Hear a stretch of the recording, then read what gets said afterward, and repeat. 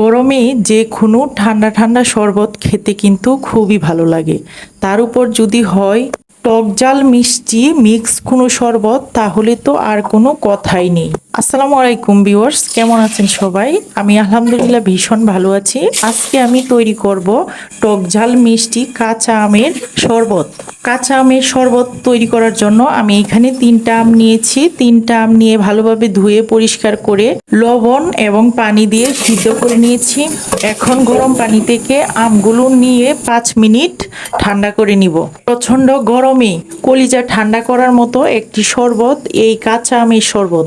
এই শরবতটা বিভিন্নভাবে তৈরি করা যায়, তবে আমি সবসময় যেইভাবে আমার ঘরে তৈরি করি এবং যেইভাবে খেতে আমি নিজে খুবই পছন্দ করি, ঠিক সেইভাবেই আজকে আমি এই কাঁচা আমের শরবতটা আপনাদের সাথে শেয়ার করছি।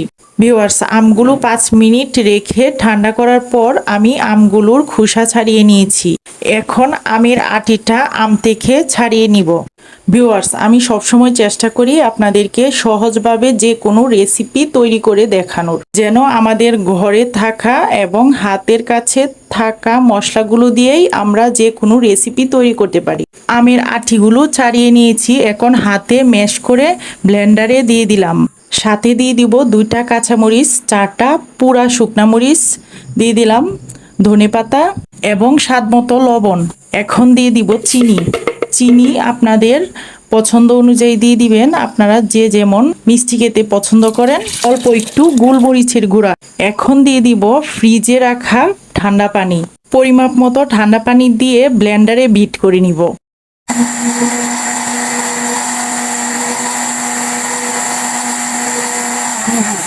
ব্লেন্ডারে বিট করে নিয়েছি, এখন পরিবেশন করে নিব। দুপুরবেলায় প্রচন্ড গরমে ঠান্ডা ঠান্ডা টক ঝাল মিষ্টি এক গ্লাস শরবত খেয়ে সত্যি কলিজাটা ঠান্ডা হয়ে গেল। সো ভিউয়ার্স, ভিডিওটি ভালো লাগলে ফ্রেন্ডস এবং ফ্যামিলির সাথে শেয়ার করবেন এবং নতুন নতুন রেসিপি পেতে যারা ইউটিউব থেকে দেখছেন তারা চ্যানেলটাকে সাবস্ক্রাইব করে রাখবেন, আর যারা ফেসবুক থেকে দেখছেন তারা পেজটাকে ফলো করে রাখবেন, যেন আমার আপকামিং নিউ ভিডিওগুলো আপনারা সহজেই দেখতে পারেন। ভালো থাকবেন, সুস্থ থাকবেন এবং এই গরমে বেশি বেশি করে শরবত খেয়ে শরীরকে সুস্থ রাখবেন। ধন্যবাদ সবাইকে ভিডিওটি শেষ পর্যন্ত দেখার জন্য। আল্লাহ হাফেজ।